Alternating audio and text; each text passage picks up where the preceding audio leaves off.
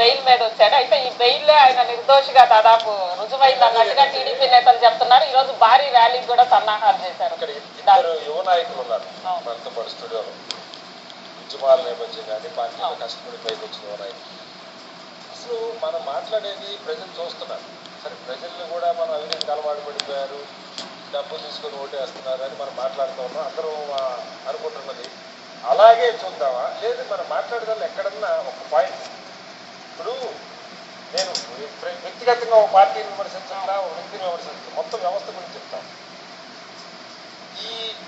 నువ్వు తప్పు చేయలేదంటే నువ్వు కూడా చేసావు కదా అనే వాదన గతంలో రాజశేఖర రెడ్డి గారు, చంద్రబాబు గారు పార్లమెంట్ అసెంబ్లీలో అక్కడి నుంచి ఈ సాంప్రదాయం ఒకటి కొత్త సాంప్రదాయం మొదలైంది. నేను చేశానో లేదో చెప్పే సమస్య లేదు, నువ్వు అంతకంటే ఎక్కువ చేశావు అంతే, నేను అక్కడితో క్లోజ్. దాని మీద ఇచ్చుకు పట్టడం, దాని మీద వేయడం దొరుకుతాం.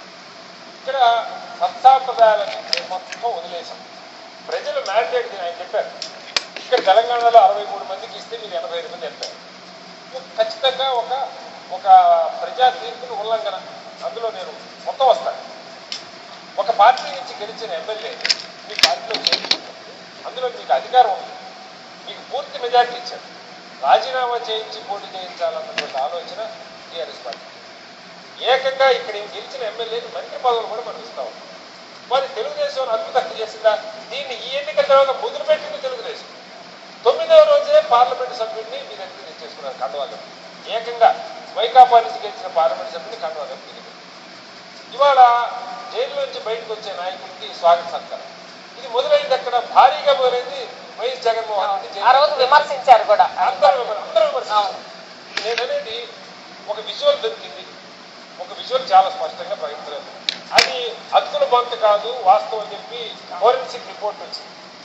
సరే, కోర్టులో ఇప్పుడు వాళ్ళు చెప్పారు ఏసీబీ సాధారణంగా చేసి, మనం చిన్నప్పటి నుంచి చెప్తాం, ఎక్కడ ఒక ప్రభుత్వ ఉద్యోగి లంచం అడుగుతా ఉంటే వాళ్ళు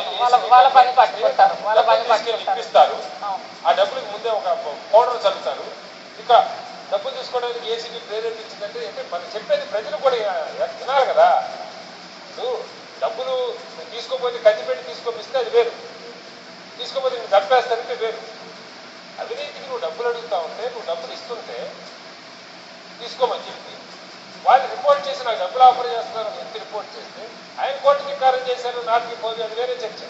దేనికని మనం మాట్లాడాలి. నేను దానికి కూడా ఇవాళ ఈ మాట అంటే మరి ఏమంటాం, టీఆర్ఎస్ చేయలేదా, వైకాపా చేయలేదు, వాస్తవం. ఇందులో ఎక్కడ ఒంగట్లో అన్నదంటే ఎటు జరుపుకునే పరిస్థితి. కానీ వాళ్ళు చెప్పుకుంటారు, ఏమనుకుంటారు, ఎవరికి వస్తా వేస్తారు చచ్చినట్టు ప్రజలు ఓట్లు, మేము తప్ప దిక్కులేదు, ఉన్నది మేమేగా, 3 పార్టీలేగా, అందరం కొనుక్కుంటున్నాం, అందరం ఒప్పుడిపోతున్నాం, ఎవరి కోసం ఏం చేస్తారు, ఆల్టర్నేటివ్ లేదన్నది బలంగా ఈ పార్టీలకు వచ్చినట్టు ఒక ఇవాళ నేను కొంచెం బాధపడుతుంది ఎక్కడంటే, సరే అవినీతి జరిగిందా, కేసు నిరూపణ, బెయిల్ మీద వస్తే న్యాయం గెలిచిందనేటువంటి పరిస్థితి. బెయిల్ మీద వస్తుంది ఏంటి న్యాయం గెలవటం, స్వీట్లు పంచుకునే అంశం అని మనం ఎక్కడన్నా ఒక్క % కూడా మనం ఆత్మహత్య చేసుకోవాలి. ఎందుకు వచ్చింది? ఇవాళ చంద్రబాబు నాయుడు నాయకుడి మీద ఆరోపణలు వచ్చినాయి, విజువల్స్ వెళ్ళి. ఇప్పుడు టీఆర్ఎస్ని మీరు విమర్శిస్తున్నారు, మీకు అధికారం కట్టబెట్టినా కూడా మీరు మంత్రులు కొన్నారు అని విమర్శిస్తున్నారు. ఈ రాజకీయాన్ని మార్చే ఆలోచన, డబ్బులు పెట్టి మనం ఎందుకు కొనాలా, మనకు అధికారం లేదా, మరి ఇక్కడ ఒకే పరిస్థితితో మనకు అధికారం వస్తుందా? అసలు అధికారం వచ్చే సమస్య కూడా లేకపోయినా సరే అవతల పార్టీని, ప్రతిపక్ష పార్టీని చంపేయాలని అక్కడ తెలుగుదేశం, ఇక్కడ టీఆర్ఎస్ ఏదో రకంగా మేము బతుకున్నాం చూసుకోవడం కోసం ఎంతగా సిద్ధపడదాం అన్న రీతిలో వ్యవహరించు. కాబట్టి నేను అనేది ఇప్పుడు వాళ్ళిద్దరు కలిసి అనేది ఇచ్చకూడదు.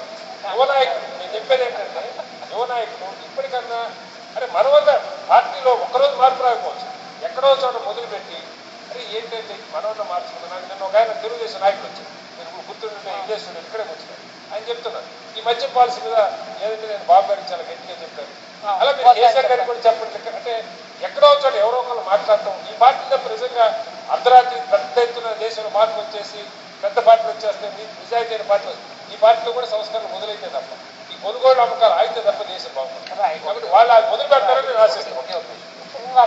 మీరు మాట్లాడిన శ్రీనివాస్ గారు మాట్లాడారు.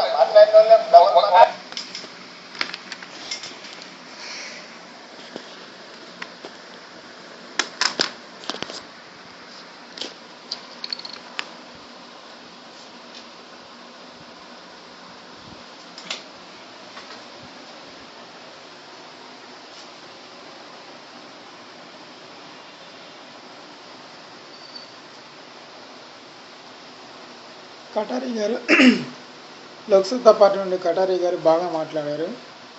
ఇప్పుడు కటారి గారు ఏమంటారు అంటే, ఎక్కడో ఒక చోట మార్పు కావాలి, మార్పు కోసం మనం ప్రయత్నించాలంటారు. జేపీ గారు బాగా చెప్తారు, కటారి గారు బాగా చెప్తారు. కానీ వాళ్ళు లోక్సత్తా పార్టీ వాళ్ళు ఆచరించింది ఏంటని నేను అడుగుతున్నా.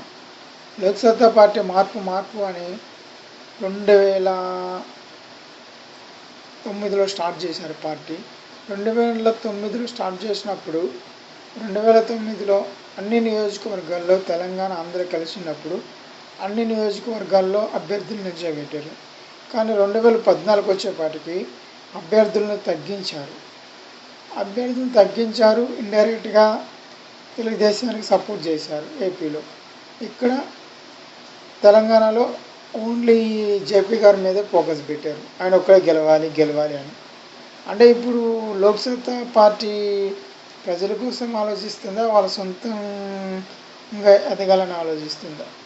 ప్రజల కోసం ఆలోచించే పార్టీ లాగా ఉండాలి. మార్పు కోసం అంటే అందరికీ అవకాశాలు ఇవ్వాలి. అవకాశాలు ఇవ్వకుండా మాటలు చెప్పి ఇలా చేస్తే మార్పు రాదు. ముందు లోక్సత్తా పార్టీలో మార్పు రావాలని నేను కోరుకుంటున్నాను.